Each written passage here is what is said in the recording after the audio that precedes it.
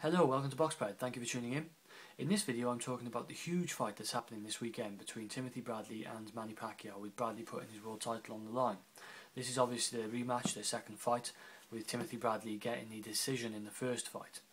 Now I'll go on record as saying I still feel that Manny Pacquiao won that first fight, and this is a very difficult fight to, there's a lot to consider in this fight when you're looking at possible outcomes, like how you think the fight's going to go.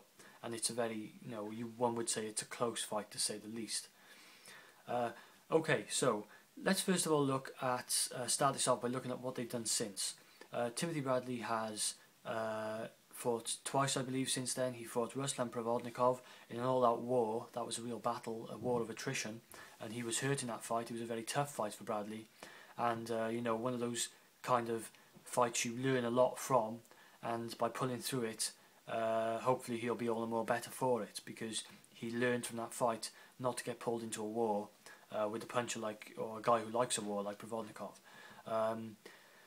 And then he went on and defeated Juan Manuel Marquez, who previously had knocked out Manny Pacquiao, which was obviously very that was an impressive victory, because Marquez is one of the best fighters out there, and a very tough guy himself to beat, and Bradley was able to do that. So let's look at what Pacquiao did. He took a bit of a break, and then he fought Brandon Rios. In my opinion, that was never ever going to be remotely competitive, and in fact he wasn't quite as dominant as I expected him to be in obtaining that convincing victory. So by looking at that, you think it doesn't really tell us where. Maybe it tells us where Bradley's at, but it doesn't really tell us where Pacquiao's at. He got devastatingly knocked out by Marquez, and then he comes back after a little break and fights a guy who's clearly overmatched in Rios, and a guy who stylistically was never going to give him problems, in my opinion. So what am I looking at? I'm looking at their last fight. I'm looking at what happened in the first fight. This is a rematch, and let's take it from there. So in the first fight, first of all, let's say Pacquiao landed a lot of straight left hands. Okay, that is a punch that is A, one of Pacquiao's best punches, and B, a punch that in the past Timothy Bradley has been susceptible to. He's been known to be vulnerable to a straight left hand. That's something you've got to consider in this fight. Is it something Bradley has addressed in his game, a weakness in his game, in his defence? And is it something that Pacquiao is training for, to actually punish him with, to actually land accurately and swiftly? And for Pacquiao, that may be a key punch. Okay, so that's one aspect of the fight. You can look and say, Pacquiao is dangerous with the straight left, something Bradley has to watch out for. Now, I picked Pacquiao for the last fight, for their first fight. I picked him to win, and like I said, I still feel he won the fight. But I thought that he was going to be. I thought eventually they would come into exchanges, and I felt that Pacquiao was going to have too much speed and too many angles for Timothy Bradley. Okay, I think he was going to be a bit too quick. I think thought he was going to be able to land, just get more work off, and therefore get a decision against Bradley. And something in the fight that kind of, not just that fight, but in subsequent fights, and something I've seen in Bradley, is that he has a lot of heart, and he does what it takes to win, or be there or thereabouts. Okay, he's one of these guys who, in my opinion, I know this is just my opinion. A lot of guys will disagree with me because they really do rate Bradley highly, but in my opinion, Timothy Bradley is kind of a jack of all trades. Okay, he's, in my opinion, he's spectacular at nothing, but good at everything. So, whereas you have some guys who are magnificent counterpunchers, some guys like Pacquiao who are brilliant in offense, but perhaps lacking defense, Bradley, in my opinion, is good all round, but he excels at nothing really. Okay, but the problem with that type of guy, is that he's always going to be sticking with you. Okay, he's always going to be there or thereabouts. So he's always going to keep the fight competitive. He's going to bring something to the table in all areas of his game. And while it may not be something that's going to be world beating, it's going to be something that is good enough to stick with you and good enough to cause you problems. And that's the way I view Timothy Bradley right now. You know, like I say, he's got a decent defense. He's got a decent defense, a decent attack. He's got decent technique. He can counterpunch to a decent level. Like I said, his all-round game is good in all areas, and he has heart and drive and motivation and a will to win.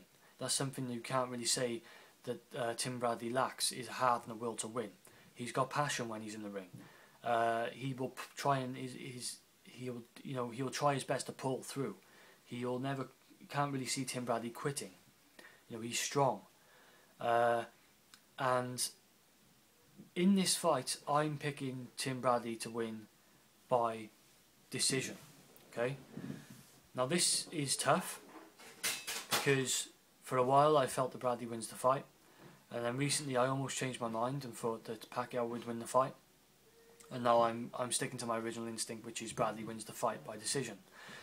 It could very well be a draw, and it's a very close fight. The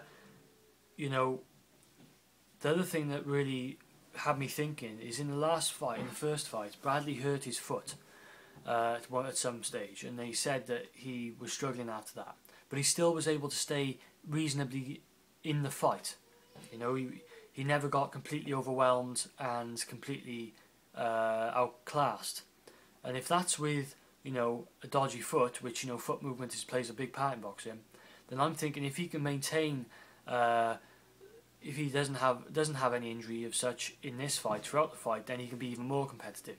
And that's something that concerns me for Pacquiao, is that he was not able to completely dominate Tim Bradley when Bradley was, I'm just going by believing what they're saying here, is that Bradley had this injury, and a fully fit Bradley for the whole fight is going to be even more competitive.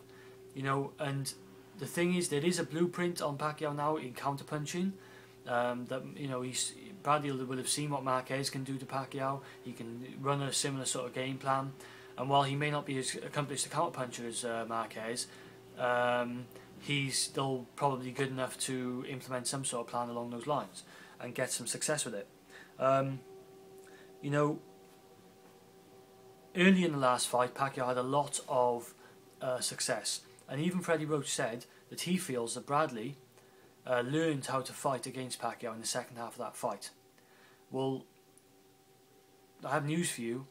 Rematches are always about what you've learned from the first fight. There are some guys who, particularly counterpunchers, who learn from the first fight. Even if they lose the first fight, they come back and they win the second fight because they know exactly what to do this time. If you look throughout history, you have guys like Gene Tunney, the heavyweight, who in his first fight he got completely battered by Harry Greb. But he said after that fight, to get a rematch straight away, he said, I want a rematch with him, because while I was fighting him, I realised that I can actually lick this guy. Okay? That's a thinking fighter. He's thinking, during the fight even, how do I beat this guy? And even if this time doesn't work, maybe next time I can get him. And okay, in subsequent fights there were some controversial victories for Tunney, but he ended up beating Greb. I think it was another three fights they had, and he beat him on every occasion. And in the final fight they had, in fact, it was the worst, by all accounts, the worst beating Greb had ever had. So as it goes along, it tends to get worse for his opponent, for the thinking fighter's opponent, because he is working you out with every round he has against you. And that's what I think Bradley may be doing here with Pacquiao, and could be doing throughout this fight. And if he finishes strong, particularly, then again we're going to have, it's going to be up in the air. Even if Pacquiao has early rounds where he's quite dominant, we're going to see maybe Bradley come on later in the fight, and then, like last time, he can get the decision. Bradley is susceptible to being hurt. He can be hurt, and we obviously know Pacquiao can be hurt. But Pacquiao has the opportunity to hurt Bradley. He's got to work the angles, he's got to be a little bit patient, and he's got to look for those straight lefts, and he's got to look for straight punches, and I think he could hurt Bradley. You know, again, like I said, I think I'm gonna end it now. I've said pretty much all I want to say. There's going to be probably more things, even more things to throw in there, because there's a lot to think about with this fight. You know, it's very tempting to go with Pacquiao. I'm going with Bradley. I think that the decision, in the end, he'll get the decision, but I think it'll be a close fight. And you know, really, because I think Bradley is able to pull it out the bag when it matters. He's able to stay in there. He's able to stay competitive. And unless, like I said, we don't know how Pacquiao is. We don't know. You know, even in the fight against Rios, there seemed to be a little bit missing from him, for me. And I'm not sure if he's going to be 100% on top of his, you know, at his peak game. And perhaps Bradley will be able to exploit that. So I'm going to leave it there. Thanks for watching, guys. This is Boxpred. I'm out.